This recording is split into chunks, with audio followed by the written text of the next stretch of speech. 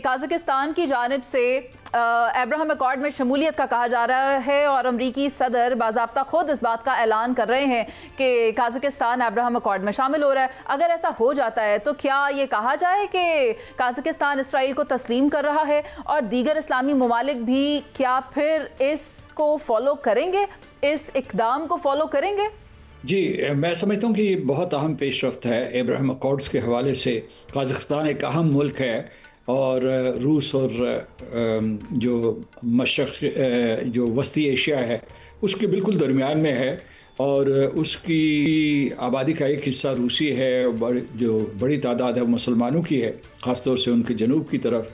تو اس لیے یہ کہ اس ملک کا جو یہ اعلان کرنا یا شامل ہونا واقعی دوسرے ملکوں کے اوپر دباؤ ڈالے گا۔ لیکن میں صرف آپ کو یہ بتانا چاہتا ہوں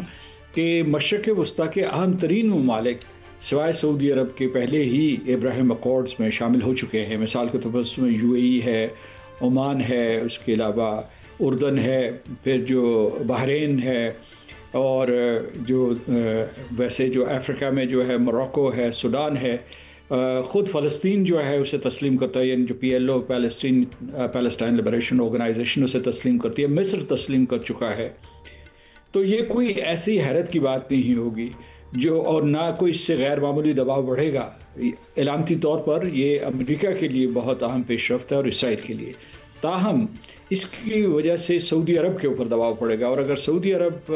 بھی آمادہ ہو جاتا ہے، ابھی حالات نظر نہیں آ رہے ہیں، اگر وہ آمادہ ہو جاتا ہے کیونکہ اس کی کچھ شرائط مکمل نہیں ہوئی ہیں، اور اس کے علاوہ جو 20 نکاتی فارمولہ تھا امن کا جس کے دوسرے دور کا آغاز ہونا ہے غزہ سے متعلق،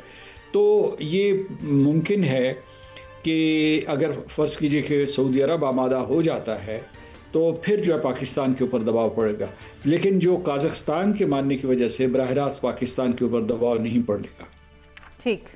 قابل احترام آپ درست فرما رہے ہیں، اور آپ نے بھی فرمایا ہے کہ بحرین، مراکش، سوڈان، یونائٹڈ عرب ایمریٹس وغیرہ ان سب نے تسلیم کر لیا، اور اب کازکستان کی جو آپ بات کر رہے ہیں کہ انہوں نے بھی کر لیا۔ آپ کا ایک نام ہے سردار صاحب، اور سفارتکاری کے لحاظ سے ایک قد کاٹ رکھتے ہیں ماشاءاللہ۔ اس موقع پر حکومت کو کوئی تجویز دینا پسند کریں گے کہ پاکستان کہاں کھڑا ہے؟ اور پاکستان ابھی تک تو غزہ میں وہی جنگ جاری ہے، لوگ مر رہے ہیں، میرے لوگ شہید ہو رہے ہیں، اور یہ پریشر پہ پریشر ڈیولپ ہوتا جا رہا ہے۔ اس موقع پر سردار مسعود خان اگر گورنمنٹ میں ہوتے تو حکومت کو، پرائم منسٹر کو کیا مشورہ دیتے کہ ہمیں اب کون سی شطرنج کی نئی بساط بچھانی چاہیے؟ سردار صاحب دیکھیے، ایک طریقے سے ہمیں ایک سطح پہ بلکہ جو ہے امریکہ اور پاکستان کے تعلقات میں جو گرمجوشی آئی ہے اور جو بہتر ہوئے اس کو محفوظ رکھنا چاہیے، اور کسی قسم کی کوئی غلط فہمی پیدا نہیں ہونے دینا چاہیے، کیونکہ اس کی وجہ سے ہندوستان کے مقابلے میں آپ کا قد کاٹ بڑھا ہے ساری دنیا میں۔ اس کے علاوہ آپ کی جو ہے بہت سی سفارتی فتوحات آپ کو نصیب ہوئی ہیں، میں عسکری فتوحات کے سے اوپر جا کے یہ کہہ رہا ہوں۔ تو ایک اعتبار سے یہ تو پاکستان کی سفارتکاری کا ایک بہت بڑی کامیابی ہے، اس کو برقرار رکھنا چاہیے، اور جیسا کہ میں نے کہا اسے محفوظ کرنا چاہیے۔ لیکن اب جو مناظر، جیسا کہ آپ بٹ صاحب فرما رہے تھے کہ جو مناظر ہم نے دنیا کی سکرینز کے اوپر، سوشل میڈیا کی سکرینز کے، سوشل میڈیا پلیٹ فارمز پہ دیکھی ہیں، اور ریئل ٹائم ریکارڈنگ ہوئی ہے قتل عام کی، تو اور جو وہاں لوگ زخمی ہیں، عمارتیں مسمار ہیں، پورے کے پورے خطے کو جو ہے تباہ و برباد کر دیا گیا ہے، تو اس وقت جو احتیاط لازم ہے، کیونکہ اس میں صرف جو ہے یہ نہیں کہ پاکستان کے عوام کا رد عمل کیا ہوگا، اس میں جو ہمارا دین اسلام ہے اور جو بین الاقوامی قوانین کا ضابطہ ہے اس کو بھی مد نظر رکھنا ہوگا۔ سر، میں آپ کی ایک بات سے اتفاق نہیں کرتی، لیکن اگر آپ اس پر میری رہنمائی فرمائیں تو پھر ہو سکتا ہے کہ میں بھی انلائٹن ہو جاؤں۔ جہاں آپ کہہ رہے ہیں کہ بہترین سفارتکاری ہے، تو پھر آج ہمارا پاسپورٹ ہر سال کی طرح اتنا ڈی ویلیو ہو کر کیوں ہمیں دکھائی دے رہا ہے؟ میں اگر پچھلے 5 سال کی ہی بات کر لوں تو ہمیں اس میں کوئی بہتری نظر نہیں آتی، لیکن اگر آپ یہی موازنہ چین کا کر کے دیکھیں تو کئی پوزیشن وہ اوپر چلا گیا ہے، یعنی بہتری آئی ہے اس میں۔ ساتھ ہی ساتھ ایک اور سوال ہے آپ سے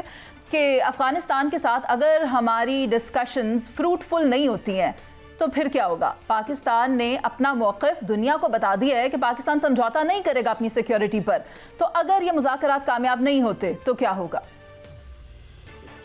पहले तो मैं आपका हौसला बढ़ाना चाहता हूँ कि जो मार्का हक के बाद मैं उन फतूहात का जिक्र कर रहा था, एक आपकी अस्करी फ़तह थी, दूसरी जो सफ़ारती मैदान में आपको कामयाबियाँ नसीब हुई, तो उसकी वजह से थोड़ा वक्त लगेगा। आपकी मईशत के लिए भी नए दरवाज़े खुले हैं और बहुत से लोग जो है पाकिस्तान में सरमायाकारी करने के लिए तैयार है। सऊदी अरब तैयार है, अमेरिका तैयार है, बहुत से ममालिक जो पहले इस सिलसिले में बात नहीं करते थे। हमारा वाहिद सरमायाकार मुल्क जो था और पार्टनर था वो चीन था। अब दूसरे लोग भी जो है पाकिस्तान की मईशत, पाकिस्तान की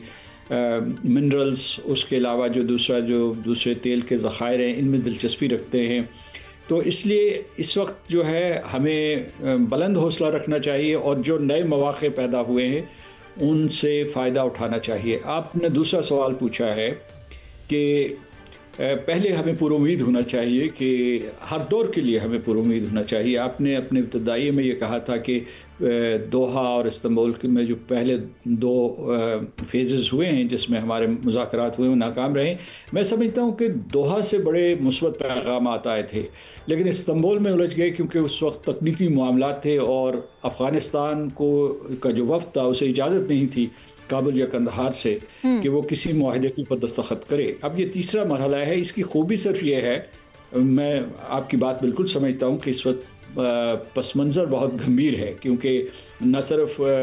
दूसरे दौर के बाद नफ़रत अंगेज़ बयानात का तबादला हुआ है, इश्तियाल अंगेज़ बयानात का तबादला हुआ है, बल्कि एक सोशल मीडिया के ऊपर जंग हुई है और अफ़गान इंतहा पसंद जो है उन्होंने जो है अफ़गानिस्तान के नए नक्शे जारी कर दिए। तो इसका जो तनाजुर है वो कोई इतना मुस्बत नहीं, लेकिन इस वक्त दो इंटेलिजेंस चीफ्स एक दूसरे के आमने सामने हैं जी। और इस जो हमने करना है वो 3-4 चीज़ें करनी है। उसमें ये कि अफ़गानिस्तान की हुकूमत, अफ़गान तालिबान ने तहरीक तालिबान पाकिस्तान की जितनी पनाहगाहें हैं उनको ख़त्म करना है और इसे तस्लीम करना है कि ये एक पाकिस्तान के लिए और अफ़गानिस्तान के लिए इन द लॉन्ग रन ये एक बहुत बड़ी थ्रेट है और इसे जो है इस तरीके से नज़रअंदाज नहीं किया जा सकता। मतलब वो ये मासूम बन के ये नहीं कह सकते कि हमारा उनके ऊपर कोई इख्तियार नहीं।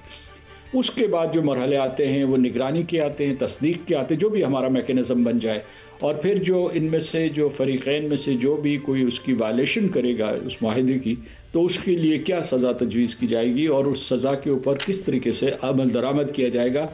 और उसके ज़ामिन कौन से होंगे। क्या पाकिस्तान और अफ़गानिस्तान बराह रास्त इसको यकीनी बनाएंगे या दूसरी क़ुव्वतें होंगी, मसलन अभी जो कतर और तुर्की है, या उसके अलावा चीन, रूस और अमेरिका भी शामिल होंगे। तो हमें पुरुमीद रहना चाहिए। ठीक है, मायूसी के बादल छाए हुए हैं और उसके बाद, लेकिन मैं समझता हूँ कि अगर जंगबंदी होती है, किसी भी तरीके से आप आमादा कर लें अफ़गान तालिबान को और उसके बाद दहशत गर्दी के सारे ठिकाने और तरबियत गाहें जिनकी हिंदुस्तान पुष्ट पनाही कर रहा है उनको अगर आप ख़त्म कर देते हैं तो पाकिस्तान की फतह है। ठीक है, बहुत शुक्रिया आपका सरदार मसूद खान साहब कि आप हमारे साथ थे और इस मामले पर गुफ्तगू कर रहे थे। बात यही है कि इस्तांबुल में मुज़ाकरात का दूसरा रोज़ है, मगर देखना ये होगा कि इससे कोई पायदार नतीजा निकलता है या नहीं, क्योंकि पाकिस्तान का मौक़िफ़ वाज़ेह है जो कि पूरी दुनिया पर आया है कि वो अफ़गान सरज़मीन को पाकिस्तान अमन मुखालिफ इस्तेमाल नहीं होने देगा और उस पर किसी किस्म का कोई समझौता भी नहीं किया जाएगा। यहाँ पर पाकिस्तान की जानिब से ज़ीरो टॉलरेंस की पॉलिसी मौजूद है।